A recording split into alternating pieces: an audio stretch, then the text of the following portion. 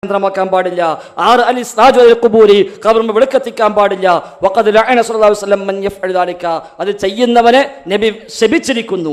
7 മുശാബഹത്ത് അഹ്ലിൽ കിതാബൈനി, ജൂത ക്രിസ്ത്യാനികളോട് സാദൃശ്യമുള്ള പണിയാണത്, അതുകൊണ്ട് അതും പാടില്ല എന്ന് പറഞ്ഞ് എണ്ണി അദ്ദേഹം പറയാ. എന്നിട്ട് പണ്ഡിതന്മാർ ഉദ്ധരിക്കുന്നു. ശേഷം അവസാനം അദ്ദേഹം പറയുന്നു, എന്നാൽ ഇങ്ങനെ കുറെ ഖബർ ഇന്ന് സമൂഹത്തിലുണ്ട്, പലതും ആരുടേതാണെന്നറിയില്ല, വ്യാജമായി ഉണ്ടാക്കിയതാണ്, അത് പലരുടെയും പേരിൽ പ്രചരിപ്പിക്കപ്പെടുന്നു എന്ന് പറഞ്ഞുകൊണ്ട് ഏകദേശം 10-15ഓളം ഖബർ അദ്ദേഹം പരിചയപ്പെടുത്ത. ഒന്ന്, വയുദക്കറു അന്ന ഖബർ അബി അയ്യൂബിൽ അൻസ്വാരി ഇൻദ അഹ്ലിൽ ഖുസ്തൻതീനിയ കദാലിക, ഖുസ്തൻതീനിയയിൽ അബു അയ്യൂബിൽ അൻസ്വാരി ഖബർ ഉണ്ട് എന്ന് പറയപ്പെടുന്നു. എന്നാൽ വലാ ഖുദ്വത ബിഹിം, അതിന് മാതൃകയൊന്നുമില്ല. ഫഖദ് കാന മിൻ ഖുബൂരി അസ്ഹാബി റസൂലുള്ളാഹി ബിൽ അംസാരി അദദുൻ കസീർ വഇൻദഹും മുത്താബിഊൻ വമൻ ബഅദഹും മിൻ അയിമ്മ വമസ്തഗാസു. സ്വഹാബത്തിന്റെ ഖബർ, താബീങ്ങളുടെ ഖബർ എല്ലാം ഇമാമീങ്ങൾ ജീവിച്ച നാട്ടിലുണ്ടായിരുന്നു. എന്നിട്ട് പോലും വമസ്തഗാസു, ഇമാമീങ്ങളാരും ഇസ്തിഗാസ ചെയ്തിട്ടില്ല, ഇമാമീങ്ങളാരും ഇസ്തിഗാസ ചെയ്തിട്ടില്ല. ഇൻദ ഖബ്രി സ്വഹാബിയിൻ ഖത്തു, ഒരൊറ്റ സ്വഹാബിയുടെ ഖബറിനെ പോയിട്ടും ഇമാമീങ്ങൾ ഇസ്തിഗാസ ചെയ്തിട്ടില്ല. വലസ്തസ്ഖൗ ഇൻദഹു, ആ ഖബറിനെ പോയി മഴയെ തേടിയിട്ടില്ല. വലാ ബിഹി, ആ ഖബറാളിയെ കൊണ്ടും മഴയെ തേടിയിട്ടില്ല. വലസ്തൻസറു ഇൻദഹു, ആ ഖബറിനടുത്ത് പോയിട്ട് സഹായം അഭ്യർത്ഥിച്ചിട്ടില്ല. വലാബിഹി, ആ ഖബറാളിയെ കൊണ്ടും സഹായം അഭ്യർത്ഥിച്ചിട്ടില്ല. അതുകൊണ്ട് ഇതൊന്നും ഒരിക്കലും ന്യായമല്ല, അഹ്ലു കിതാബിന്റെ പണിയാണ് എന്ന് പറഞ്ഞ് അവസാനിച്ചിട്ടില്ല. ഇനി 100-150 പേജ് അതേ ആ വിഷയം പറയാം. ഇതിൽ നിന്നാണ് മുസ്ലിയാരെ നിങ്ങൾ വിശ്വസിക്കുന്ന ഒരു ഉസ്താദ് സമർത്ഥമായി ഒരു 4 വരി മുറിച്ചെടുത്ത് അത് പുസ്തകമാക്കി അത് കൊണ്ട് നിങ്ങൾക്ക് കേൾപ്പിച്ചത്. ഞാൻ മനസ്സിലാക്കുന്നു നിങ്ങളുടെ കയ്യിലെ പുസ്തകം ഒന്നുകിൽ ഫിഖ്ഹു സുന്ന ലി അഹ്മദ് മുസ്ലിയാർ നെല്ലിക്കുത്ത്, അതല്ലെങ്കിൽ വിശ്വാസകോശം. ഈ രണ്ടാവാനാണ് സാധ്യത. രണ്ടാമത് പറഞ്ഞതായിരിക്കും ശരിയെന്ന് വിചാരിക്കുന്നു. അബ്ദുൽ അസീസ് ഫൈസി എഴുതിയ ഇസ്ലാമിക വിശ്വാസകോശം, അതിൽ നിന്നാണ് നിങ്ങൾ വായിച്ചത് എന്നാണ് ഞാൻ മനസ്സിലാക്കുന്നത്. അത് നെല്ലിക്കുത്തിന്റെ മരോഹനാണ്. അപ്പോൾ ഒന്ന് അമ്മ ശങ്കർത്തു, ഒന്ന് മരോനും കാട്ടി, രണ്ടാളും ചെയ്ത പണി ഈ ഫിത്തനയാണ്. അതുകൊണ്ട് ആ പുസ്തകങ്ങൾ വിശ്വസിക്കല്ല. നിങ്ങളോട് ഇനി എനിക്ക് ഏറ്റവും നിശ്ചയത്തോട് പറയാനുള്ളത്, നിങ്ങൾ ചെയ്യേണ്ട ഒരു പണി, ആ പുസ്തകത്തിലെ എല്ലാ ഇബാദത്തും നിങ്ങൾ അസ്ലി കിതാബുമായി തട്ടിച്ചു നോക്കുക. അതിൽ പറഞ്ഞ എല്ലാ വാചകങ്ങളും, അതിന് വാള്യമുണ്ട്, പേജുണ്ട്, ഒക്കെ ഉണ്ട്. ആ കിതാബ് നിങ്ങൾ അന്വേഷിക്കുക, ആ വാള്യം കണ്ടെത്തുക, ആ പേജ് വായിക്കുക. എങ്കിൽ ഇൻഷാ അല്ലാഹ് നിങ്ങൾ വഹാബിയാകും, സംശയമില്ല. അസ്സലാമു അലൈക്കും. ഞാൻ പറഞ്ഞത് കളവാന്ന് പറഞ്ഞിട്ട് അദ്ദേഹം പറഞ്ഞത് ഇത് അബ്ദുൽ അസീസ് ഫൈസിന്റെ പുസ്തകമാണ് എന്നാ. ഇത് അബ്ദുൽ അസീസ് സഖാഫിന്റെ പുസ്തക സഹോദര. പിന്നെ ഞാൻ ഈ പറഞ്ഞ വിഷയം വകദാലിക എന്ന് പറഞ്ഞത് മുതൽ ഞാൻ വായിച്ച് വമാലഹാ മിൻ ഇൻദല്ലാഹി മിനൽ ഹുർമതി ഫൗക മാ യതവഹമുഹു അക്സറുൽ ഖൽഖി ലാകിൻ ലൈസ ഹാദാ മൗലിഅ തഫ്സീർ ദാലിക എന്ന പരാമർശം വരെ സഹോദരന്മാരെ ഇഖ്തിലാഉ സിറാത്തുൽ മുസ്തഖീം എന്ന കിതാബിൽ ഉണ്ട്. അത് ഇല്ല എന്ന് അദ്ദേഹവും പറയുന്നില്ല. പിന്നെ ഈ ബഹുമാനവും ആദരവും എല്ലാം പറഞ്ഞിട്ടുണ്ട് എന്ന് ഇബ്നു തൈമിയ ഹഖാണ്, ആ പറഞ്ഞത് സത്യമാണ് എന്ന് മൗലവി സമ്മതിച്ചത് കൊണ്ട് തന്നെ ഇബ്നു തൈമിയ വലിയ ബഹുമാനവും ആദരവും അദ്ദേഹം പറഞ്ഞല്ലോ, അതൊരിക്കലും നിഷേധിക്കുന്നില്ല എന്ന്. നേരത്തെ ആ പറഞ്ഞ സഹോദരൻ ചോദിച്ചപ്പോൾ അദ്ദേഹം പറഞ്ഞു അതിന് പല കാരണങ്ങൾ. ശബരിമലയിലേക്ക് പോയപ്പോ അനുഗ്രഹം കിട്ടിയതും അനുഭവങ്ങൾ കിട്ടിയതും അങ്ങനെയൊക്കെ പറഞ്ഞ് വളച്ചൊടിച്ചിട്ട് വളരെ ദുർവ്യാഖ്യാനം ചെയ്തിട്ട് അതിനൊരു നിലക്കും ഒരു നിലവാരമില്ലാത്ത നിലക്ക് ആക്കി തീർത്ത അദ്ദേഹം, ഞാൻ ഇത് വായിച്ചപ്പോ ഇബ്നു തൈമിയ പറഞ്ഞത് വളരെ ഹഖാണ്, മഖ്ബറകൾക്ക് ഞങ്ങൾ ബഹുമാനം കൊടുക്കുന്നുണ്ട്, സ്ഥാനം കൊടുക്കുന്നുണ്ട് എന്നൊക്കെ അദ്ദേഹം പറയുന്നു. നമ്മുടെ മുഖാമുഖം ഇവിടെ ഈ അയിനച്ചോട്ടുകാർ വിജയിച്ചു പോയി. അൽഹംദുലില്ലാഹ്, ആയിക്കോട്ടെ, ശരി, നമുക്ക് ആവശ്യം തന്നെയാണ്. ഏതായാലും ഈ മഖ്ബറകൾക്കരികിൽ ചെന്ന് പ്രാർത്ഥിക്കുന്നു, അവിടെ പള്ളികൾ ഉണ്ടാക്കുന്നു എന്നൊക്കെ പറഞ്ഞ് നിങ്ങൾ ആ ഉടനീളം വായിച്ചതൊന്നും ഇവിടെ ഈ കേരളത്തിൽ എവിടെ നോക്കിയാലും സുന്നികൾ ആരും ചെയ്യുന്ന ഒരു പ്രവണതയില്ല. അവിടെയുള്ള ആളുകളെ ദൈവമാക്കി, വിഗ്രഹമാക്കി, അവിടെയുള്ള ആളുകളെ ഒരു ആരാധ്യ വസ്തുവാക്കിയിട്ട് അവിടെ ചെന്ന് പ്രാർത്ഥിക്കുന്ന ഒരു പ്രവണത അള്ളാഹുവിന്റെ അനുഗ്രഹം കൊണ്ട് സുന്നികൾ ആരും ചെയ്യുന്നില്ല. അതുകൊണ്ട് തന്നെ നിങ്ങൾ ആ പറഞ്ഞ പരാമർശങ്ങൾ മുഴുവനും പരമ അബദ്ധമാണ്. സദസ്സിന് മുഴുവനും ഈ ഒരു തറദ്ദുദിലാക്കാൻ വേണ്ടി, ഇസ്കാലിലാക്കാൻ വേണ്ടി, ഒരു ഒന്നും കിട്ടാതെ പോകുന്നവരാക്കാൻ വേണ്ടി പറഞ്ഞ പരാമർശങ്ങളാണ്. സുന്നികളൊക്കെ ചെയ്യുന്നത് മഹാന്മാർക്ക് അള്ളാഹു വലിയ പവർ കൊടുത്തിട്ടുണ്ട്. ജീവിതകാലത്ത് അവരോട് സഹായം തേടുന്നത് പോലെ നേരത്തെ ഇദ്ദേഹം പറയുന്നുണ്ടല്ലോ ഇസ്തിഗാസ. ചോദ്യത്തിലേക്ക് ഞാൻ വരുന്നു. ചോദ്യം ചോദിച്ചിട്ട് സൈക്കോക്കെ ആകും. അതുകൊണ്ട് ഞാൻ ചോദ്യം ചോദിക്കുക. ചോദ്യത്തിന്റെ ഞാൻ ചോദിച്ചു വരുന്നത്, അതായത് സാധാരണക്കാരായ ആളുകൾക്ക് അള്ളാഹു ഒരുപാട് കഴിവ്, കസ്ബ് ഇഖ്തിയാർ എന്ന് പറയുന്ന ഒരു കഴിവ് അള്ളാഹു കൊടുത്തിട്ടുണ്ട്. അതുകൊണ്ട് തന്നെ ഞാൻ ഒരു ഡോക്ടറുടെ അടുത്ത് ചെന്ന് എന്റെ രോഗങ്ങൾ പറയാം, എന്റെ മാതാവിനോട് എനിക്ക് ഭക്ഷണം ചോദിക്കാം. ആ കഴിവ് അള്ളാഹു കൊടുക്കുന്ന ആ തൗഫീഖ് കൊണ്ട്, ഹൽക്ക് കൊണ്ട് ഉമ്മാക്ക് എന്നെ സഹായിക്കാൻ കഴിയും, മാതാവിന് എന്നെ സഹായിക്കാൻ കഴിയും. അതുപോലെ തന്നെ അസാധാരണ വ്യക്തിത്വങ്ങൾ, മഹാന്മാരായ അമ്പിയാക്കൾ, ഔലിയാക്കൾ, അവർക്കും അള്ളാഹു വലിയ പവർ കൊടുത്തിട്ടുണ്ട്. അതുകൊണ്ട് തന്നെയാണ് ഈസാ നബി മരിച്ച ആളുകൾക്ക് ജീവൻ നൽകിയതും, അന്ധതയുള്ള ആളുകളുടെ അന്ധത മാറ്റിയതും, ബധിരത മാറ്റിയതും, വെള്ളപ്പാണ്ട് രോഗം മാറ്റിയതും. അസാധാരണ വ്യക്തിത്വങ്ങൾ അസാധാരണ കഴിവ് കൊണ്ട് സഹായിക്കുന്നു. ആ കഴിവ് അവരുടെ മരണശേഷവും നിലനിൽക്കുമെന്ന് ഇബ്നു തൈമിയ ഈ പറഞ്ഞതിനെ ഞാൻ വായിച്ചപ്പോൾ അദ്ദേഹം പറഞ്ഞല്ലോ, നമ്മളൊക്കെ സമ്മതിക്കുന്നുണ്ടെന്ന്.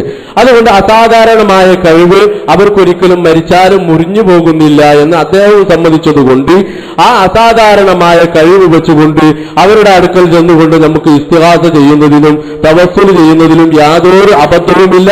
അത് അള്ളാഹുവിന്റെ അതേ പൊസിഷനിൽ നിർത്തിയിട്ടല്ല ആ മഹാന്മാരുടെ അടുത്തേക്ക് ഒരു സുന്നികളും ചെല്ലുന്നത് എന്ന് സാന്ദർഭികമായി ഞാൻ പറയുന്നു. അൽഹംദുലില്ലാഹ്. ശരി, അപ്പൊ ഏതായിരുന്നാലും നേരത്തെ പറഞ്ഞ ആവർത്തിക്കുന്നു, ഇബ്നു തൈമിയ പറഞ്ഞത് ഹക്കാണ്. നിങ്ങൾ വെച്ച അർത്ഥമാണ് ബാത്തിൽ. നിങ്ങൾ വെച്ച അർത്ഥമാണ് ബാത്തിൽ. അതിലാണ് കിട്ടുക. അപ്പൊ ഏതായാലും ഇപ്പൊ അബ്ദുൽ അസീസ് സഖാഫി അത് ഉറപ്പല്ല, ഫൈസി അല്ല സഖാഫിയ. അപ്പൊ ദേശം കൂടി മൂർച്ച കൂടിയേ ഉള്ളൂ, വേറെ കുഴപ്പമൊന്നുമില്ല. ഞാൻ ഉദ്ദേശം അബ്ദുൽ അസീസ് സഖാഫി തന്നെയാണ്. പറഞ്ഞപ്പോൾ ഫൈസി ആയിപ്പോ ഏതായാലും രണ്ടും സാധനം ഒന്ന് തന്നെ. അപ്പൊ എന്തിനാ ഉസ്താദൊക്കെ പൊതിഞ്ഞ് ഇടങ്ങളിൽ കൊണ്ടുവരുന്ന ആവശ്യം ഞങ്ങൾക്ക് ഇത് അറിയില്ലേ? ഇപ്പൊ പൊതി കഴിഞ്ഞു പോയിപ്പോ, ഇപ്പൊ മൊത്തം അഴിഞ്ഞു, പൊതിയല്ല മൊത്തം അഴിഞ്ഞു. ഇനി ബാ ആയിക്കോട്ടെ. അപ്പൊ ഏതായിരുന്നാലും മുസ്തേരെ നിങ്ങൾ വല്ല കാലത്ത് ഇഖ്തിലാസുൽ മുസ്തഖീം 362 പറഞ്ഞപ്പോൾ നിങ്ങൾ വിചാരിച്ചാൽ എന്താ അറിയോ, ഇന്ന് ആരും കാണൂല പൊതിഞ്ഞതാന്നാ. ഇതൊക്കെ ഞങ്ങൾക്കറിയാം. മോലയമായത്ത് ആകെ ആ 2 കിതാബേ ഉള്ളൂ. അതാണ് ഓല ഖുർആനും ഹദീസും ലൗഹുൽ മഹ്ഫൂദും ഒക്കെ. അതിനപ്പുറത്ത് പോയി കിതാബില്ല.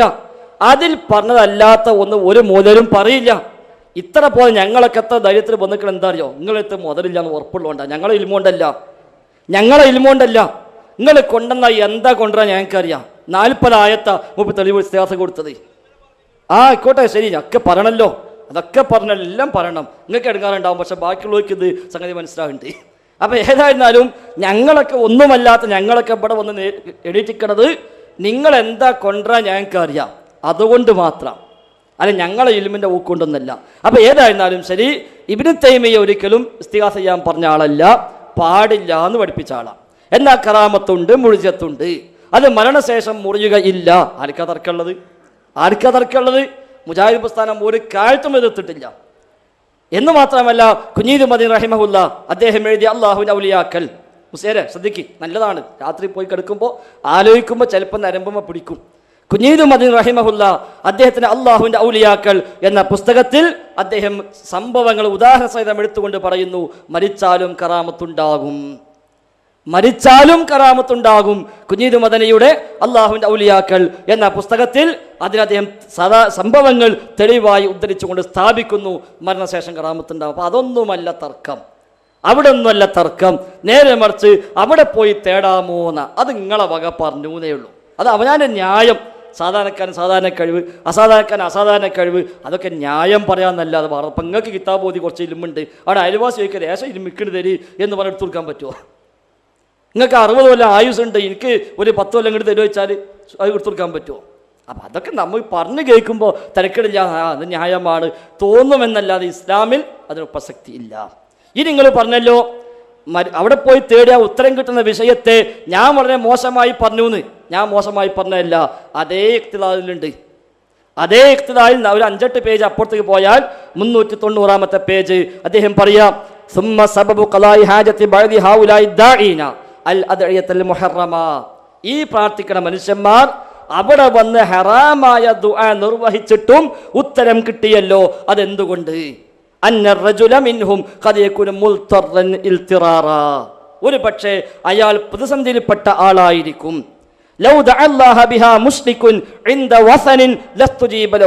ആ ഘട്ടത്തിൽ ഒരു മുശ്രിക്കായ മനുഷ്യൻ വിഗ്രഹത്തിന് മുമ്പ് പോയി പ്രാർത്ഥിച്ചാലും ഒരു പക്ഷേ പഠിച്ചോ ഉത്തരം കൊടുക്കും. കാരണം എന്താ, അയാളെ ദുരിതം അത്രമാത്രമുണ്ട്.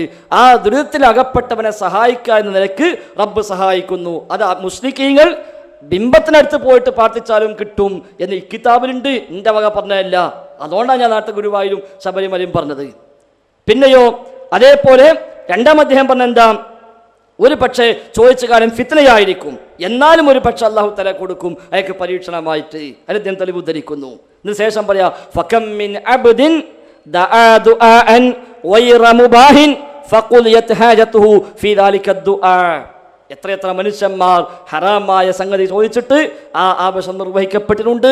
വകാനത് സബബു ഹലാകിഹി ഫിദ്ദുനിയ വൽ ആഖിറ. ആ ദുനിയാവിലെയും ആഖിറത്തിലെയും നാശത്തിന് കാരണമായി മാറിയിട്ടുണ്ടാകും എന്ന് വരെ ആ കിതാബിലുണ്ട്. അപ്പൊ അതിൽ നിന്ന് നിങ്ങൾ അടർത്തിയെടുത്ത് കഷ്ണം വായിച്ചത് ശരിയായില്ല എന്നാണ് ഞാൻ പറഞ്ഞത്. പിന്നുള്ളത് സാധാരണക്കാർക്ക് സാധാരണ കഴിവുണ്ട്, അത് നമ്മൾ ചോദിക്കുന്നു. അസാധാരണക്കാർക്ക് അസാധാരണ കഴിവുണ്ട്, അതിനൊന്നും ചോദിച്ചുകൂടേനാ. അസാധാരണക്കാർക്ക് അങ്ങനെ അസാധാരണ കഴിവുണ്ടെന്ന് ആരും പഠിപ്പിച്ചിട്ടില്ല. മൗലവിമാർ ഉണ്ടാക്കി വെച്ചു എന്നല്ലാതെ അസാധാരണക്കാർക്ക് അസാധാരണ കഴിവുണ്ട് എന്ന് പ്രമാണങ്ങൾ പരിചയപ്പെടുത്തിയിട്ടില്ല. അവരാരും അത് മനസ്സിലാക്കിയിട്ടുമില്ല. അള്ളാഹിന്റെ റസൂലാണല്ലോ ഏറ്റവും വലിയ അസാധാരണക്കാരൻ. ആ റസൂലിനാണല്ലോ മുഴുജത്ത് ഉണ്ടായത് ഏറ്റവും കൂടുതലായി. ആ റസൂൽ തങ്ങളെ മുഴുജത്ത് നേരെ കണ്ട സ്വഹാബിമാർ നബി തങ്ങളോട് തങ്ങളുടെ ജീവിതത്തിലെ പ്രശ്നങ്ങളും പ്രയാസങ്ങളും പ്രതിസന്ധികളും നബി തങ്ങളെ ഖബറിൽ പോയിട്ട് ആയിഷാ ബീവിയോ Siddiq Akbar Umar Khattab Usman Affan Ali bin Abi Talib റളിയല്ലാഹു അൻഹും വറളു അൻഹു ആ പറയപ്പെട്ട ഒരാളും നിർവഹിച്ചതായി കാണുന്നില്ല. അപ്പം എന്തേ അവർക്കാർക്കും ഈ മുഴുജത്ത് കണ്ടിട്ട് മനസ്സിലായില്ല എന്നാണ്. ചന്ദ്രൻ പുലർത്തത് കണ്ടത് അവരാണ്, സൂര്യനെ പിടിച്ചു നിർത്തിയത് കണ്ടത് അവരാണ്, തുടങ്ങിയ ഒട്ടനവധി മുഴുജത്തുകൾ നേരെ കണ്ട സ്വഹാബിമാർ. കയ്യിൽ നിന്ന് ഇങ്ങനെ വെള്ളം വരുന്നത് അവർ കണ്ടിട്ടുണ്ട്, ഭക്ഷണം വർദ്ധിക്കുന്നത് അവർ ദൃക്സാക്ഷികളായിട്ടുണ്ട്. എന്നിട്ട് വിശന്ന് പൊരിഞ്ഞ് അടങ്ങാറായപ്പോൾ അവർ വീട്ടിൽ നിന്ന് റസൂലേ എനിക്ക് വിശക്കുന്നുണ്ട്, ഭക്ഷണം തരേണ്ടതെന്ന് ഓലാരും തേടിയിട്ടില്ല. നബിയും സിദ്ദീഖ് അക്ബർ ഉമർ ഖത്താബും കൂടി നട്ടപ്പാതിലേക്ക് പുറത്തിറങ്ങി വിശന്ന് പൊരിഞ്ഞിട്ട് സിദ്ദീഖ് ചോദിച്ചോ, നബി നിങ്ങൾക്ക് മുഴുജത്തില്ലേ, നിങ്ങൾ ഭക്ഷണം വർദ്ധിപ്പിച്ച ആളല്ലേ, എന്തിനാ നമ്മൾ പുറത്തിറങ്ങൾ, നിങ്ങളാണ് മുഴുജത്ത് കാണിക്ക് എന്ന് പറഞ്ഞിട്ടില്ല. എത്ര സംഭവങ്ങൾ ധാരാളം നമുക്ക് പറയാൻ കഴിയുന്നു. അപ്പോൾ അസാധാരണക്കാർക്ക് അസാധാരണ കഴിവ് എന്ന പ്രയോഗം തന്നെ ശരിയല്ല. മുഴുജത്ത് കറാമത്ത് അവരുടെ കഴിവേ അല്ല, അവരുടെ കഴിവേ അല്ല. ഈസാ നബി വിചാരിക്കുമ്പോഴെല്ലാം മരിച്ചവരെ ജീവിപ്പിക്കാൻ പറ്റില്ല. അതുകൊണ്ടാണോ നമ്മളൊക്കെ വാപ്പാരും വല്ലിപ്പാരൊക്കെ മരിച്ചു, ഇവിടെ ജീവിപ്പിക്കാൻ നമുക്ക് ബുദ്ധില്ലേ? നമ്മളാണ് ഈ കാര്യം പോലെ പറഞ്ഞു ഈസാ നബി എൻ്റെ വാപ്പാനെ ജീവിപ്പിച്ചെന്നെ ഇത് തേടിയിട്ടുണ്ടോ? ഖുർആൻ പറഞ്ഞ മുഴുജത്തല്ലത്, ഖുർആൻ പറഞ്ഞ മുഴുജത്ത. എന്നിട്ട് ആ ആയത്ത് നമ്മളൊക്കെ ഓടിപ്പോയിട്ട് അങ്ങനെ ഉണ്ടോ, എന്നാൽ എൻ്റെ വല്ലിപ്പണെന്ന് എണീപ്പിക്കാൻ വേണ്ടി ഞാൻ ചോദിക്കട്ടെ എന്ന് നമ്മൾ ആരെങ്കിലും ഇക്കാര്യം വരെ ചോദിച്ചിട്ടുണ്ടോ? നിങ്ങൾ എത്ര വലിയ വലിയ നേതാക്കന്മാർ മരിച്ചു പോയി, സമൂഹത്തിന് തീരാ നഷ്ടം എന്ന് പത്രം എഴുതി, എന്തിനാ അത് പോയി ചോദിച്ചാൽ പോരെ? എന്താ ചോദിക്കാത്തത്? അങ്ങനത്തെ ഒരു വകുപ്പില്ല, അങ്ങനത്തെ ഒരു വകുപ്പില്ല. അതുകൊണ്ട് കറാമത്തെ മുഴുജത്ത് അവരുടെ കഴിവല്ല. അവർ ഉദ്ദേശിക്കുന്ന സമയത്ത് ഉദ്ദേശിക്കുന്ന രൂപത്തിൽ യഥേഷ്ടം പ്രവർത്തിക്കാവുന്ന കഴിവായി കൊടുത്തിട്ടില്ല. റബ്ബ് ഉദ്ദേശിക്കുമ്പോൾ റബ്ബുദ്ദേശിക്കുന്ന കാര്യം റബ്ബുദ്ദേശിക്കുന്ന ആളുകളിലൂടെ റബ്ബ് നടപ്പാക്കുന്നു. അതുകൊണ്ട് ആ കറാമത്ത് കണ്ട മുഴുജത്ത് കണ്ട വലിയനെ അള്ളാഹ് പരിചയപ്പെടുത്തി ഖുർആനിൽ. മറിയം ബീവിയും പിന്നെ സക്കരിയ നബിയും. മറിയം ബീവിയുടെ കറാമത്ത് സക്കരിയ നബി കണ്ടു. കറാമത്ത് കണ്ട സക്കരിയ നബി ചെയ്ത പണി എന്താ? സൂറത്ത് ആൽ ഇംറാനിൽ കാണാം, ഹുനാലിക ദഅ സക്കരിയ റബ്ബഹു. ആ കറാമത്ത് കണ്ടപ്പോൾ സക്കരിയ നബി തൻ്റെ റബ്ബിനോട് പ്രാർത്ഥിച്ചു. അപ്പൊ കറാമത്ത് കണ്ടവർ കറാമത്ത് ആരിൽ നിന്നുണ്ടായോ അവരോടല്ല തേടിയത്, കറാമത്ത് ആര് നൽകിയോ അവനോടാണ് തേടിയത്. അതുകൊണ്ട് പുത്തമ്പള്ളി ഷെയ്ഖ് കറാമത്തുണ്ടെങ്കിൽ ഷെയ്ഖിനോടല്ല തേടേണ്ടത്, ആ കറാമത്ത് നൽകുന്നവൻ അല്ലാഹ്, ആ റബ്ബിനോടാണ് ചോദിക്കേണ്ടത്. അല്ലെ കറാമത്തില്ല എന്നല്ല, മുഴുജത്തില്ല എന്നല്ല. അതേസമയം നിങ്ങൾ പറഞ്ഞല്ലോ അങ്ങനെ നമ്മളാരും വിശ്വസിക്കണില്ല എന്ന്, അത് ശരിയല്ല, അത് ശരിയല്ല. അത് CM സ്മരണിക, നേരത്തെ പറഞ്ഞല്ലോ CM സ്മരണിക, കാന്തപുരം ഉള്ളാൾ തങ്ങളും അടക്കം എല്ലാവരും ഒപ്പിട്ട് അംഗീകരിച്ച് പ്രഖ്യാപിച്ച സാധനം. ഇതിൽ 39ാമത്തെ പേജ്, അതേമാതിരി കോട്ടിംഗ് ഒന്നല്ല, ഒറിജിനൽ സാധനം.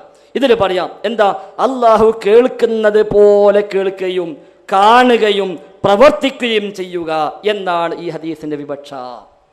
അള്ളാഹു കേൾക്കുന്നത് പോലെ കേൾക്കുകയും കാണുകയും പ്രവർത്തിക്കുകയും ചെയ്യുക. ഔലിയാക്കന്മാരെ പറ്റി പറയാം, ഔലിയാക്കന്മാരെ കുറിച്ച് പറയാം. അള്ളാഹു കാണും പോലെ കാണുക, അല്ലാഹ് കേൾക്കും പോലെ കേൾക്കുക, അള്ളാഹു പ്രവർത്തിക്കും പോലെ പ്രവർത്തിക്കുക. ഇത് നിങ്ങൾ അംഗീകരിക്കുക ശിർക്കല്ലാന്ന്? നമ്മളെല്ലാ വാശിയും എല്ലാ മത്സരവും മാറ്റിക്കുക. ഇത് കാന്തപുരം അടക്കം ഉള്ള സമിതി, അതാ ഉപദേശക സമിതി, സയ്യിദ് അബ്ദുറഹ്മാൻ കുഞ്ഞിക്കോയത്തങ്ങൾ ഉള്ള ആള് chairman, Avayath Kunhiseedi Koyathangal, MA Abdul Khader Musliyar, Kanthapuram AP Abubakker Musliyar, Sayyid Yusuf Koyathangal Bukhari, ഇവരാണ് ഇതിൻ്റെ ഉപദേശക സമിതി. അതിൽ മെമ്പറായ അവയത്ത് കുഞ്ഞിസീദി കോയത്തങ്ങളാണ് ലേഖനം എഴുതിയത്. അദ്ദേഹമാണ് ഈ പറഞ്ഞത്, അള്ളാഹു കാണും പോലെ കാണുക, അള്ളാഹു കേൾക്കും പോലെ കേൾക്കുക, അള്ളാഹു പ്രവർത്തിക്കും പോലെ പ്രവർത്തിക്കുക. ഇനി മുസ്ലിം നമ്മൾ വെറുതെ വാശി പിടിച്ചിട്ട് ഇതിന് ന്യായം ഉണ്ടാക്കാൻ നോക്കണോ? ഉണ്ടെങ്കിൽ നിങ്ങൾ സ്വീകരിച്ചോളി, മുസ്ലിങ്ങൾക്ക് ആവശ്യമില്ല. അതുകൊണ്ട് നിങ്ങൾ പറയാം അത് കഴിഞ്ഞോട്ടെ, എൻ്റെ കഴിഞ്ഞോട്ടെ, ന്യായമൊക്കെ ഉണ്ടായിക്കോട്ടെ, നിങ്ങൾ അത് തക്ലീദ് ചെയ്തിട്ട് അങ്ങനെ പൊയ്ക്കോളി, നമുക്കൊരു പ്രശ്നവുമില്ല. അപ്പം ഈ നിലയ്ക്ക് പച്ചയായിട്ട് റഹ്മാനായ റബ്ബിൻ്റെ വിശേഷണങ്ങൾ പോലും റബ്ബല്ലാത്തവർക്ക് വകവെച്ച് കൊടുത്തുകൊണ്ട് എഴുതിയിട്ട് ഞാൻ അതിനും ന്യായമുണ്ട് പറയുകയാണെങ്കിൽ തൗഫീഖിന് വേണ്ടി ദ്വാരിക്കുക എന്നല്ല, വേറെ വഴിയൊന്നുമില്ല. നട്ടപ്പാതിരാക്കി എണീറ്റ് ഒളു ചെയ്ത് 2 റക്അത്ത് നിസ്കരിച്ചിട്ട് റബ്ബിനോട് പ്രാർത്ഥിക്കുക, പഠിച്ചോണേ എനിക്ക് ഇതിൽ ഏതാ ശരി ഏതാ തെറ്റ് എനിക്ക് മനസ്സിലാക്കി തന്നെ എന്ന് നമ്മളെല്ലാവരും പ്രാർത്ഥിക്കുക. അത് മാത്രമേ വഴിയുള്ളൂ. അല്ല ന്യായം നമുക്ക് പലതും പറയാം, ആ ന്യായം ഖുർആനും സുന്നത്തും അംഗീകരിക്കുന്ന ന്യായമല്ല. ശരി പറഞ്ഞോളി, അല്ല മൂപ്പരെ ന്യായം പറഞ്ഞോട്ടെ, അത് കഴിഞ്ഞിട്ട് പറയാം. ഇവിടെ ഇപ്പം നമ്മൾ കേൾക്കുന്നതും പറയുന്നതും സത്യം മനസ്സിലാക്കാൻ വേണ്ടിയാണ്, ജനങ്ങൾക്ക് ഹക്ക് മനസ്സിലാക്കാൻ വേണ്ടിയാണ്. ഇദ്ദേഹം പറഞ്ഞു അതിൽ ന്യായമില്ലാന്ന്, ഞാൻ പറയുന്നത് ന്യായമുണ്ടെന്ന്. എന്താ കാരണം? ആ എഴുതിയത് മുഖാമുഖം എന്നാണ്, ദേവ സമിതി ചങ്കങ്ങളും മണ്ഡലം മുഖാമുഖം. ഞാനത് കാണുന്നു, അള്ളാഹു അത് കാണുന്നു, സമല്ലേ? ഒരു മിനിറ്റ് സബൂറാക്കി ഞാൻ കാണുന്നുണ്ട്, അള്ളാഹു കാണുന്നുണ്ട്. പക്ഷെ എൻ്റെ കഴിവ് അള്ളാഹുത്തെ എനിക്ക് തന്ന കഴിവാണ്. അള്ളാഹുവിന്റെ കഴിവോ അത് ആരും കൊടുത്തല്ല. അള്ളാഹുവിന്റെ കഴിവ് ഖദീമാണ്, എന്റെ കഴിവ് ജദീദാണ്. എന്റെ കഴിവ് എപ്പോഴും അള്ളാഹു താലാക്ക് എടുത്തു മാറ്റാൻ പറ്റുന്നതാണ്. അള്ളാഹുവിന്റെ കഴിവ് ആർക്കും എടുത്തു മാറ്റാൻ പറ്റുന്നതല്ല. അങ്ങനെയുള്ള വ്യത്യാസത്തോട് കൂടെ കാണുമ്പോൾ അതിൽ തെറ്റില്ല. ആ കാന്തപുരം പറഞ്ഞതല്ല, ഒന്നും തെറ്റല്ല, വ്യത്യാസമുണ്ട്. അള്ളാഹുവിന്റെ കഴിവുകളെല്ലാം ഖദീമായ കഴിവാണ്, മനുഷ്യരുടെ കഴിവ് ജദീദാണ്. ജനങ്ങൾക്കുള്ള കഴിവൊക്കെ അള്ളാഹുവിനെ കൊടുക്കുന്നതാണ്. അത് എപ്പോഴും എടുത്തു മാറ്റാൻ അള്ളാഹുവിന് കഴിവുള്ളതാണ്. അതാണ് അതിലുള്ള വ്യത്യാസം. ഒരു മിനിറ്റ് നിങ്ങൾ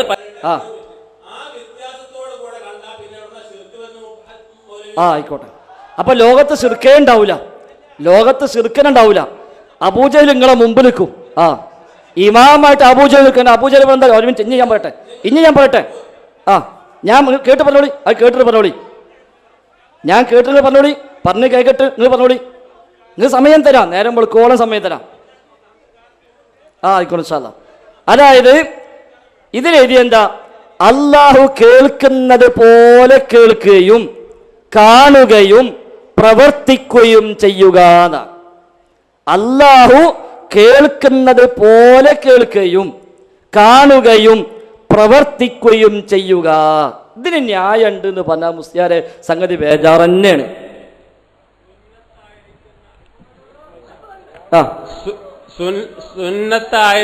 നിങ്ങൾ കേൾക്കണം, സുന്നത്തായിരിക്കുന്ന അമല് കൊണ്ട് അള്ളാഹുവിലേക്ക് അടുത്തു കഴിഞ്ഞാൽ അവന്റെ കൈ ഞാനാവും കാല് ഞാനാവും എന്നൊക്കെ പറഞ്ഞിട്ടുണ്ടല്ലോ. ഇതിന്റെ അർത്ഥം കൈയും കാലോ എന്ന് പറഞ്ഞാൽ അള്ളാഹു അവനക്ക് കഴിവ് കൊടുക്കുന്നതാണ് അതിന്റെ അർത്ഥം. അല്ലാണ്ട് കൈയും കാലോ എന്ന് പറഞ്ഞാൽ കൈയും കാലോ എന്നല്ല. എന്തൊക്കെയാണോ ഉദ്ദേശിക്കുന്ന കഴിവ് അള്ളാഹു തആല കൊടുക്കുമ്പോൾ അത് കിട്ടും എന്നല്ലാണ്ട് അള്ളാഹുവിന്റെ സിഫത്തിലാണ് പങ്കുകാരനല്ല. അള്ളാഹുവിന്റെ സിഫത്ത് ഖദീമാണ്, മനുഷ്യനക്കുള്ള സിഫത്തൊക്കെ ജദീദാണ്. മനുഷ്യന്റെ സിഫത്തും കഴിവും അള്ളാഹുത്തെ എപ്പോഴെടുത്ത് മാറ്റാൻ ഉദ്ദേശിക്കുന്നു അപ്പോൾ എടുത്ത് മാറ്റാം. അള്ളാഹുവിന്റെ കഴിവ് മാറ്റാൻ പറ്റില്ല. ഇതാണ് വ്യത്യാസം. ഈ വ്യത്യാസത്തോട് കൂടി കാണുമ്പോൾ അതിൽ ശിർക്കല്ല. ഇനി മറ്റൊന്ന്, ഇങ്ങനെ കണ്ടാൽ ശിർക്കാവുമെന്ന് ലോകത്ത് അറിയപ്പെട്ടതായിരിക്കുന്ന പ്രഗത്ഭരായിരിക്കുന്ന പണ്ഡിതന്മാർ, ഞാൻ പറയട്ടെ, ഇന്നത്തെ പണ്ഡിതന്മാർക്ക് ഒരു മിനിറ്റ്, ഇന്നത്തെ പണ്ഡിതന്മാർക്ക് ഏത് പണ്ഡിതനാവട്ടെ ഒരു 10 ഹദീസ് കൃത്യമായി അതിന്റെ റിപ്പോർട്ടർമാർ സഹിതം പറയാൻ കഴിവുള്ളവരെന്ന് കുറവാണ്. അതേ സ്ഥാനത്ത് ഇമാമുൽ ഷാഫി റളിയല്ലാഹു അൻഹു 10 ലക്ഷം ഹദീസ് കാണാപ്പാടം അറിയുന്നവരാണ്. അങ്ങനത്തെ ഇമാമുൽ ഷാഫിയോ ഹനഫിയോ ഹംബലിയോ മാലിക്കിയോ ഈ വിഷയത്തിൽ വല്ലതും പറഞ്ഞിട്ടുണ്ടെങ്കിൽ അവരുടെ കിതാബ് നിങ്ങൾ തെളിവ് പറയുകയാണെങ്കിൽ ഞങ്ങളുടെ അംഗീകരിക്കും. അൽഹംദുലില്ലാഹ്, അൽഹംദുലില്ലാഹ്, അതല്ലേ വേണ്ടത്. അപ്പൊ ഇമാം ഷാഫിക്ക് ഈ സാധനം പരിചയമേ ഇല്ല. ഇമാം ഷാഫി CM സ്മരണിക വായിച്ചിട്ടില്ലല്ലോ. ഉണ്ടെങ്കിലേ എഴുതാം.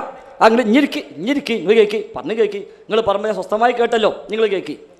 ഈ വാചകം ഞാൻ നിങ്ങൾ പറഞ്ഞ ഹദീസ് ഉണ്ടല്ലോ, സുന്നത്ത് കൊണ്ട് എന്നിലേക്ക് അടുത്താൽ എന്നും പറഞ്ഞ ഹദീസ് ഇമാം ബുഖാരി ധരിച്ചതാണ്. ഇമാം ബുഖാരി സ്വഹീഹ് ബുഖാരിയുടെ ഹദീസാണ്. ആ ഹദീസ് വിശദീകരിച്ച ലോകത്തെ അഹ്ലുസുന്നയുടെ പണ്ഡിതന്മാർ, ഇമാം ഷാഫി സ്വഹീഹ് ബുഖാരി വന്ന ഹദീസ് ഏകദേശമൊക്കെ ഇമാം ഷാഫിക്കും അറിയാലോ, ഇമാം ഷാഫിക്കും അറിയാമല്ലോ. 10 ലക്ഷം എത്ര ആയിക്കോട്ടെ, ഏതായിരുന്നാലും ഇമാം ഷാഫി ആ ഹദീസ് കണ്ടിട്ടുണ്ട്. ഇമാം ഷാഫി ആവട്ടെ, അബൂ ഹനീഫ ഇമാം ആവട്ടെ, ഇമാം മാലിക് ആവട്ടെ, ഇമാം അഹ്മദ് ഹംബൽ ആവട്ടെ റഹിമഹുമുല്ല, അല്ലാത്തവരാകട്ടെ, അവരാരെങ്കിലും ഈ ഹദീസ് അടിസ്ഥാനമാക്കിയിട്ട് അള്ളാഹു കാണും പോലെ കാണുമെന്നോ, അള്ളാഹു കേൾക്കും പോലെ കേൾക്കുമെന്നോ, അള്ളാഹു പ്രവർത്തിക്കും പോലെ പ്രവർത്തിക്കുമെന്നോ എഴുതി വെച്ചൊരു വാചകം ഉസ്താദെ ഖിയാമത്ത് വരെ കിട്ടൂല, ഖിയാമത്ത് വരെ കിട്ടൂല. പറഞ്ഞു കഴിയട്ടെ നിങ്ങൾ ഇരുന്നോളി. ആ തെളിവന്നെ പറയണത്. നിങ്ങൾ പുതിയ സാധനം എഴുതിണ്ടാക്കുക, അതിന് ഇമാം ഷാഫിന്റെ കിതാബ് കാണണം, അത് നടക്കൂല.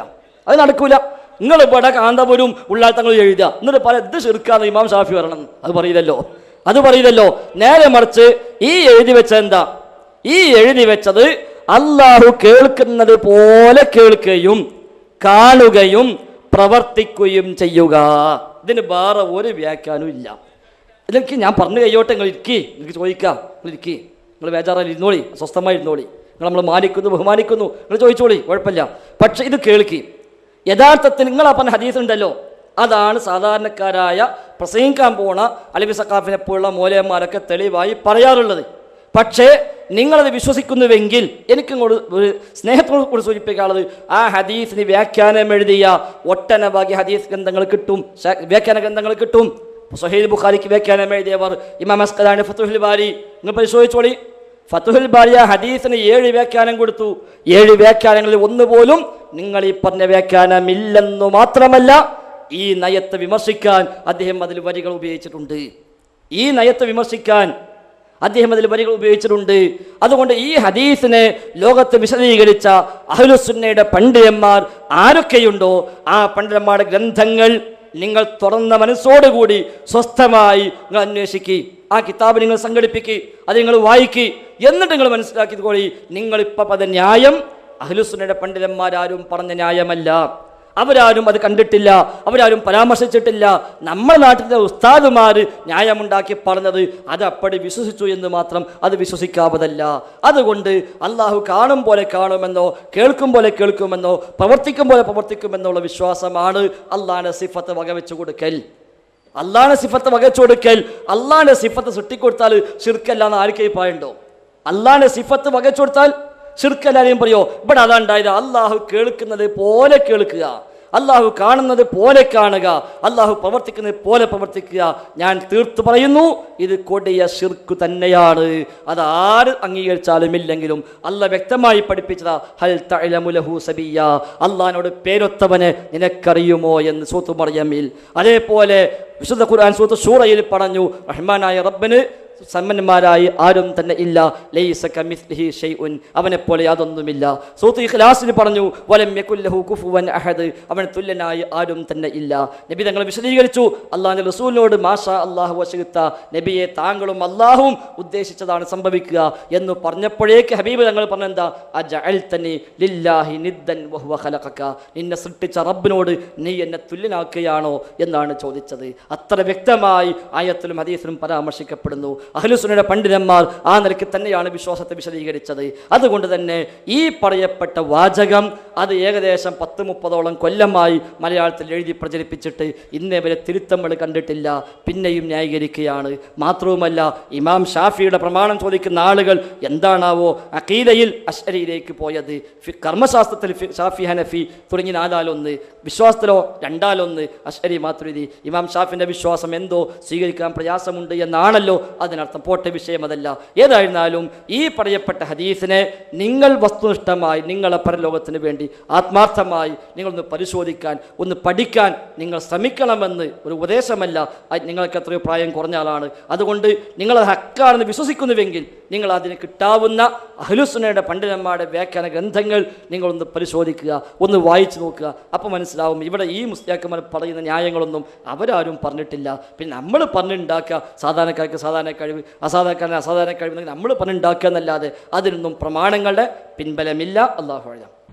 ഞങ്ങൾ പറയുന്ന ആശയങ്ങൾക്ക് നിങ്ങൾ വിശദീകരണം പറയുന്ന ഒരു രീതി, മഹാന്മാർ മാദാല അബ്ദി ബിന്നവാഫിലി യഖുർബു ഹതാകൂന ലഹു യദൻ വൽ അർജുല, നേരത്തെ സുഹൃത്ത് പറഞ്ഞ ഹദീസിനെ സൈനുദ്ദീൻ മഖ്ദൂം റളിയല്ലാഹു അൻഹു ഒരു കാവ്യമായിട്ട് അവതരിപ്പിച്ചു തരികയാണ്.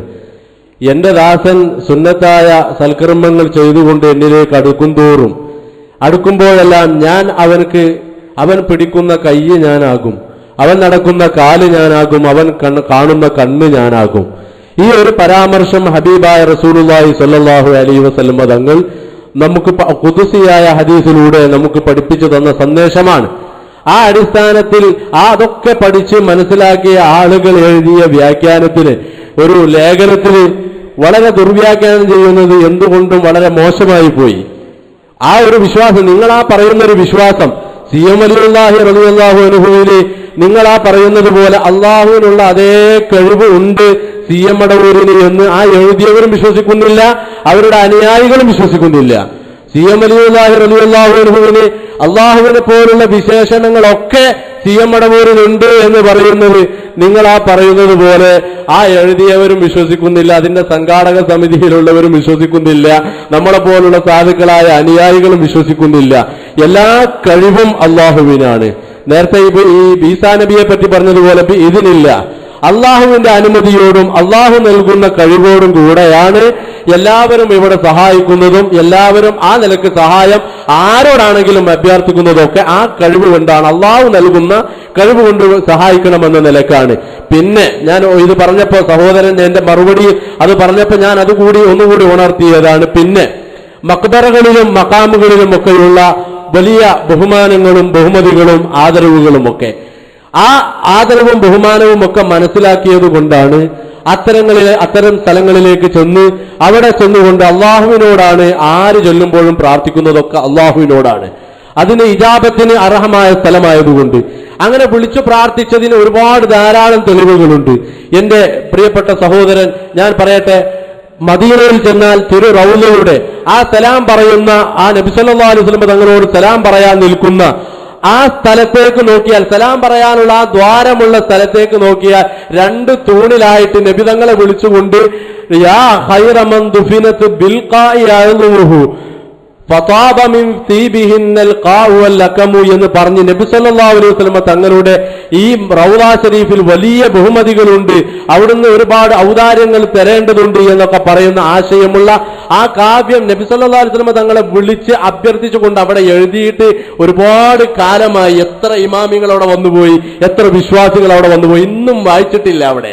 അതുപോലെ തന്നെ ആ റൗളയുടെ ചുറ്റുഭാഗത്തും യാമൻ തഫജറത്തിൽ അൻഹാറു നാബിഅതൻ മിൻ ഇസ്ബഅൈഹി ഫറവൽ ജൈസദൽ മദദി എന്ന് പറയുന്ന ആ നീണ്ട കാവ്യം നിങ്ങളൊക്കെ പോയി റൗളയൊന്ന് വലയം ചെയ്തു നോക്കൂ.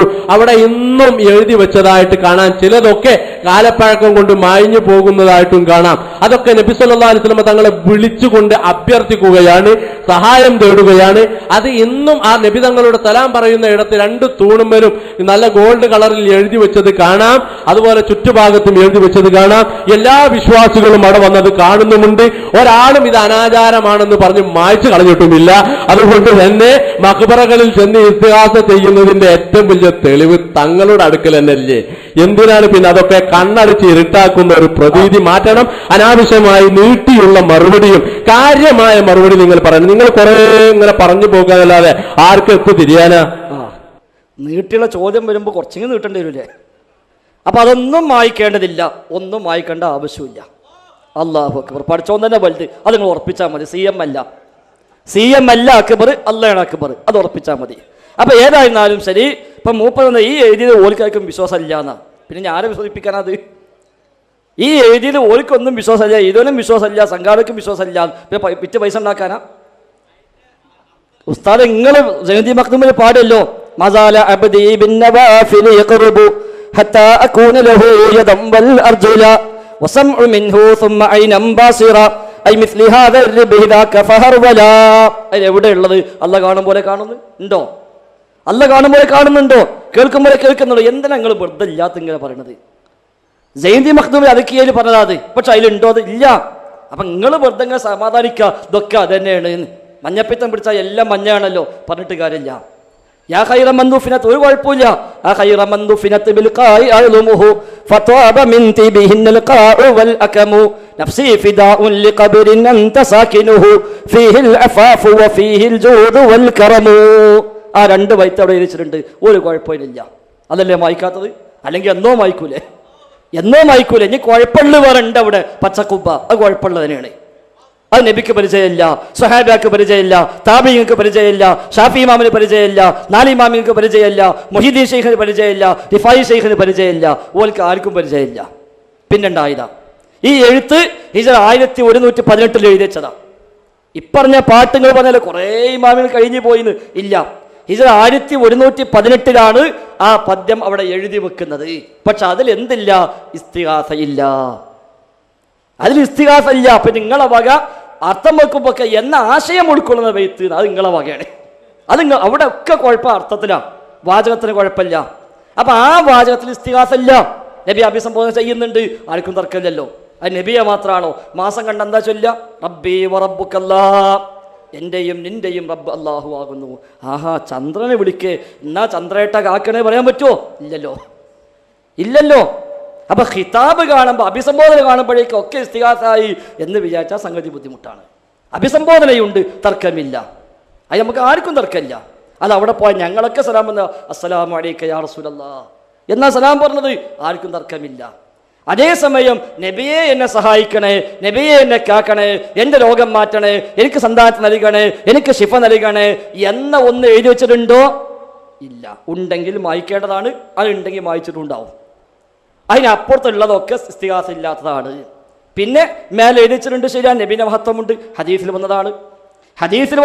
നബിന്റെ കയ്യിൽ നിന്ന് വെള്ളം ഉത്ഭവിച്ചു, അതിൽ എഴുതി വെച്ചത് ഞാൻ നേരത്തെ പറഞ്ഞില്ലേ, ഹദീസിൽ വന്നതാണ്.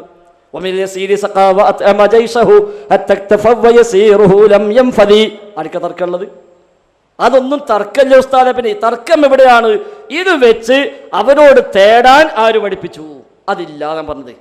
അതിനാ ഞാൻ പറഞ്ഞു, നിങ്ങൾ ആ ഹദീസാണ് തെളിവെങ്കിൽ, ബുഖാരി ഇമാം ഉദ്ധരിച്ച ആ ഹദീസാണ് തെളിവെങ്കിൽ, ആ ഹദീസ് വിശദീകരിച്ച അഹ്ലുസുന്നയുടെ ഇമാമിങ്ങളിൽപ്പെട്ട ഏത് ഇമാമാണ് ഈ ഹദീസ് വിശദീകരിക്കുമ്പോൾ ഇതിന്റെ അർത്ഥം അള്ളാഹു കാണും പോലെ കാണുമെന്നാണ്, അള്ളാഹ് കേൾക്കും പോലെ കേൾക്കുമെന്നാണ്, അള്ളാഹു പ്രവർത്തിക്കും പോലെ പ്രവർത്തിക്കുമെന്നാണ് എന്ന് എഴുതി വെച്ചത്?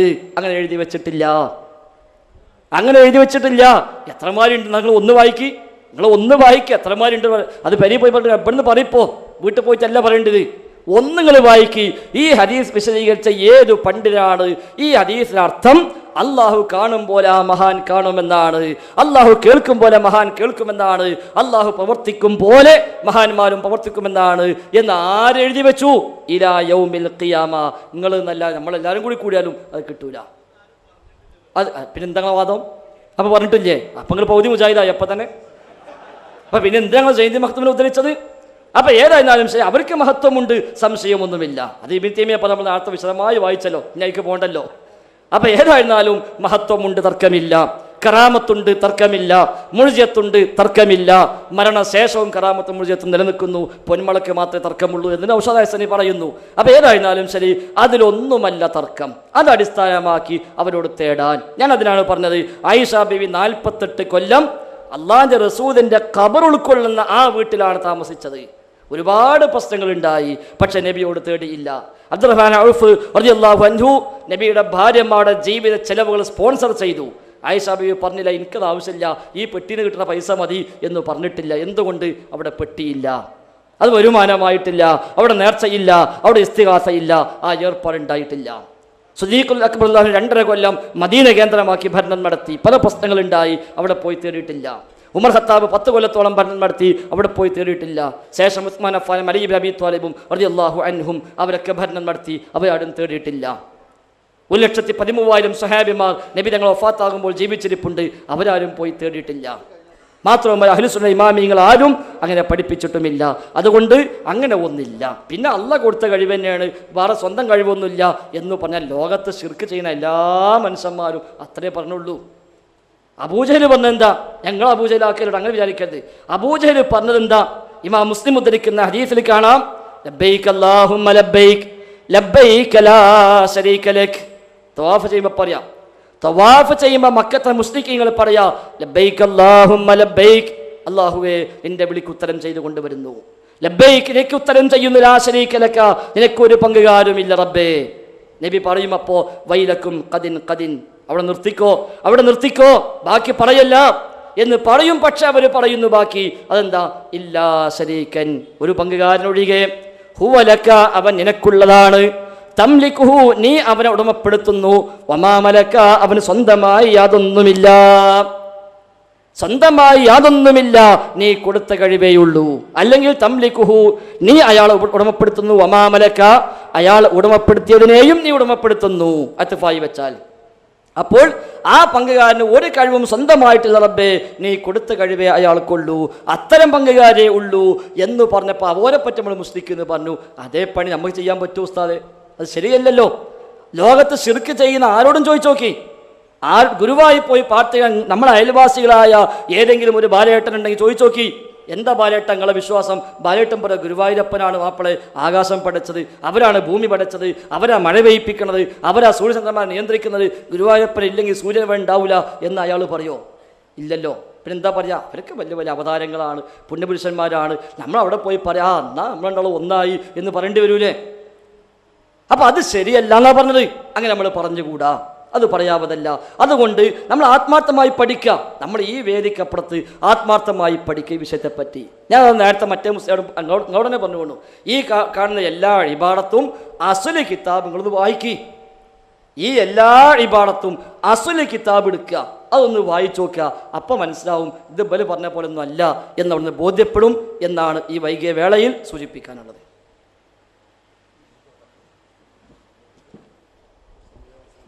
ഒരു മിനിറ്റ് സാർ, സമയം നമ്മൾ പരിഗണിക്കേണ്ടതുണ്ട്. അതുകൊണ്ട് നിങ്ങളുടെ ചോദ്യം ആ ഭാഗത്തുനിന്ന് അവസാനത്തെ ചോദ്യമായി പരിഗണിക്കും. ഇവിടെ ഒരു ക്ലിയറൻസ് ഉണ്ട്. ഒരു മിനിറ്റ്, ഇയാൾ ചോദിച്ചിട്ട് നിങ്ങൾക്ക് അവസാനത്തെ ചോദ്യത്തിനുള്ള അവസരം തരാം. നേരത്തെ മൂസ സലാഹി മറ്റേ മഹാനായ സിദ്ദീഖ് റളിയല്ലാഹുവിന്റെ ജനാസ കൊണ്ടുവരികയും പ്രവാചകന്റെ റൗള ഷരീഫിൽ അത് കൊണ്ടുവന്ന് പ്രവാചകനോട് സമ്മതം ചോദിക്കുകയും ആ സമ്മതം അവിടുന്ന് ലഭിക്കുകയും ആ സമ്മതം മുഖേനയാണ് സിദ്ദീഖുൽ അക്ബർ റളിയല്ലാഹുവിനോട് മറവ് ചെയ്തത് എന്നാണല്ലോ നേരത്തെ ബഹുമാനപ്പെട്ട അലവി സഖാഫിയോട് പ്രശ്നം നടത്തി പോയിട്ടുണ്ട്. എനിക്ക് അതിനെ സംബന്ധിച്ച് ഒന്നും കൂടെ മൂസ സലാഹി പറഞ്ഞെങ്കിലും കൂടി വിശദമായിട്ട് മനസ്സിലാക്കാൻ പറ്റിയിട്ടില്ല. അതിൻ്റെ ഇബാറത്ത് സഹിതം അതൊന്നും കാരണം ഇവിടെ സുന്നി പണ്ഡിതന്മാർ ഒരുപാട് ആളുകൾ ഇവിടെ ഉണ്ട്. അത് ശരി അല്ല എന്നുണ്ടെങ്കിൽ അവർ മനസ്സിലാക്കുമല്ലോ. ആ അലവി സഖാഫി പറയാൻ അത് ശരിയെങ്കിൽ എനിക്ക് അവരിൽ നിന്ന് മനസ്സിലാക്കാതല്ല, നിങ്ങളാണ് പറയുന്നത് ശരിയെങ്കിൽ നിങ്ങളിൽ നിന്ന് മനസ്സിലാക്കാമല്ലോ. ഇങ്ങനെ ഒരു പ്രശ്നം ഉണ്ടായിട്ടുണ്ട്. മൂസ സലാഹി അത് വിശദീകരിച്ചില്ലെങ്കിൽ ശരിയായിട്ട് മനസ്സിലായിട്ടില്ല. ഒന്നൊന്ന് വിശദീകരിച്ചു തരണം. ഇസ്തിഗാസക്ക് തെളിവായി അലവി സഖാഫി ഇവിടെ പറഞ്ഞ ഒരു സംഭവമാണ് സഹോദരൻ ഇവിടെ ചോദിച്ചത്. നേരത്തെ മൂസ സലാഹി പറഞ്ഞത് അതായത് അബൂബക്കർ സിദ്ദീഖ് റളിയല്ലാഹു അൻഹുവിൻ്റെ കറാമത്തായി പരിചയപ്പെടുത്തിക്കൊണ്ട് തഫ്സീർ റാസിയിൽ വന്ന ഒരു ഭാഗം. അമ്മ അബൂബക്കർ റളിയല്ലാഹു അൻഹു ഫമിൻ കറാമാത്തിഹി അന്നഹു ലമ്മ ഹുമിലത്ത് ജനാസത്തുഹു എന്ന് പറഞ്ഞിട്ടാണ് ആരംഭിക്കുന്നത്.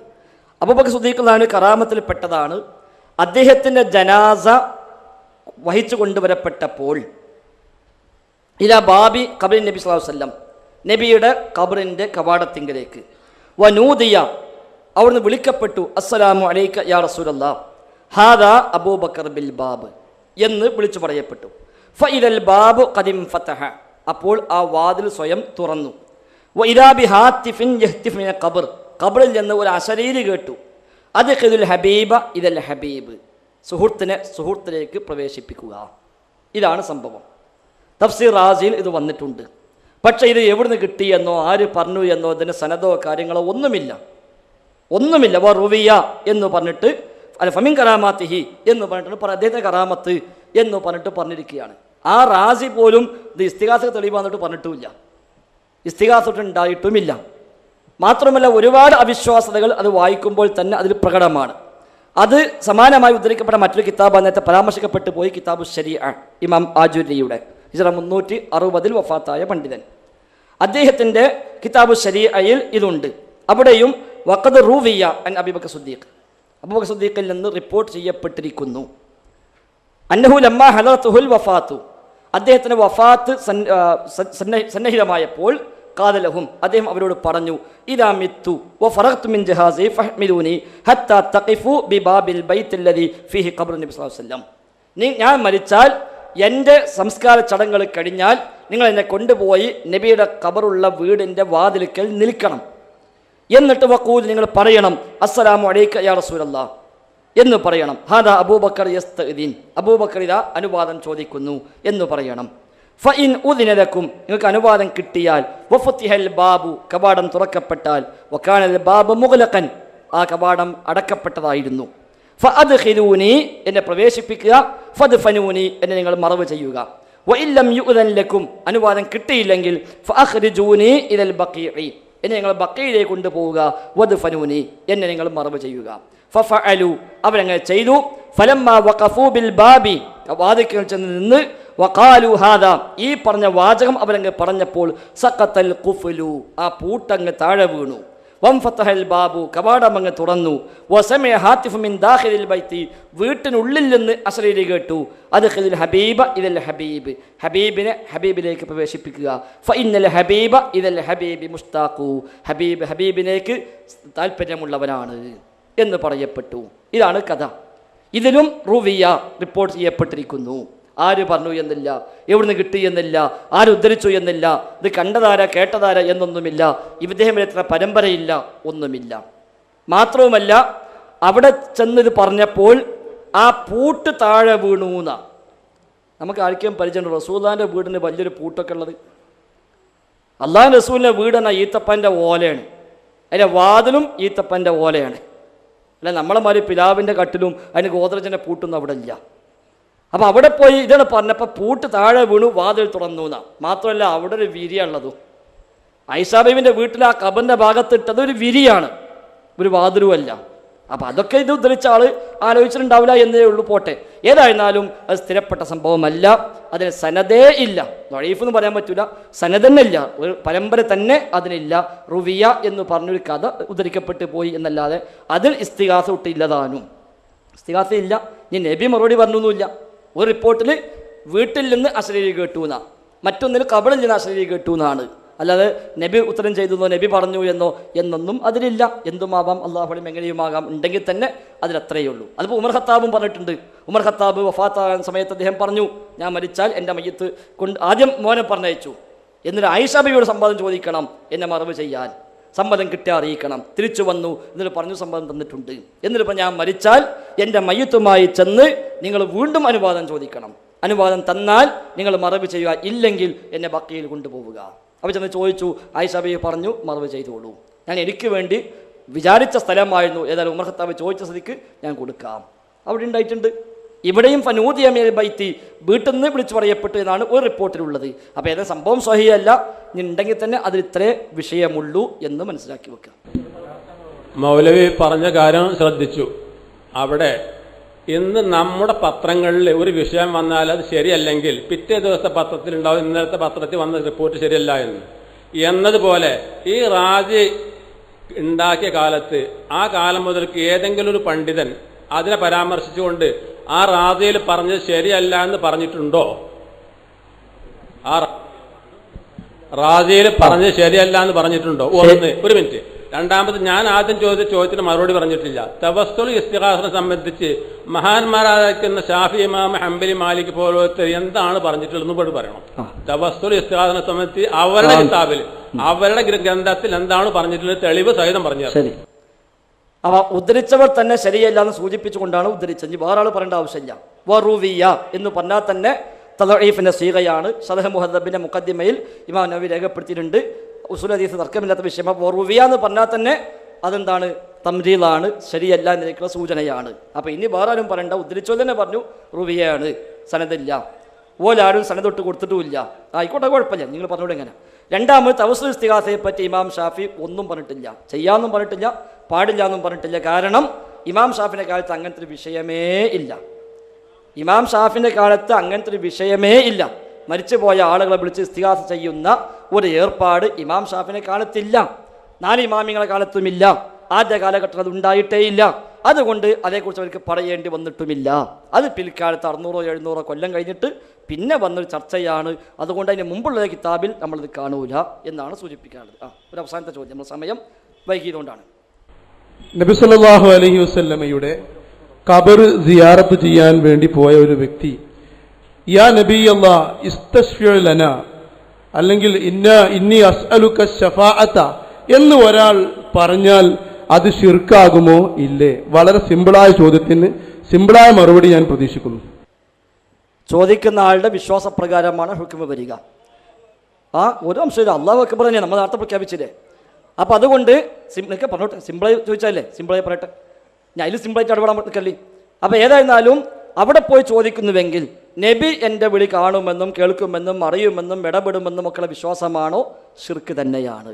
അതല്ല അയാൾ വെറുതെ പറഞ്ഞു എങ്കിൽ അതിന് നമുക്ക് ഹുക്കം പറയാൻ പറ്റില്ല. നമ്മളൊക്കെ വീഴാൻ പോകുമ്പോൾ എൻ്റെ അമ്മ എന്ന് വിളിക്കുന്നുണ്ട്, അത് ശിർക്കായി നമ്മൾ കൂട്ടലില്ലല്ലോ. അതേസമയം അതിനപ്പുറത്തുള്ള വിളിയാണെങ്കോ ശിർക്കായി പറയാം. അപ്പം ഏതാണെങ്കിലും ഞങ്ങൾ വിളിച്ചില്ലെങ്കിലും വിളിച്ചോളന്നില്ല, അയാളുടെ വിശ്വാസം എന്താ നോക്കേണ്ടത്. വിളിച്ചിട്ടില്ല, അയാൾ പെരി പോയി കിടന്നുറങ്ങുക, അയാളുടെ വിശ്വാസം ഇങ്ങനത്തുള്ള വിശ്വാസമാണ് എങ്കിൽ അപകടമാണ്. സഹോദരങ്ങളെ, നമ്മുടെ ഈ പ്രോഗ്രാം ഇവിടെ തൽക്കാലം അവസാനിപ്പിക്കുകയാണ്.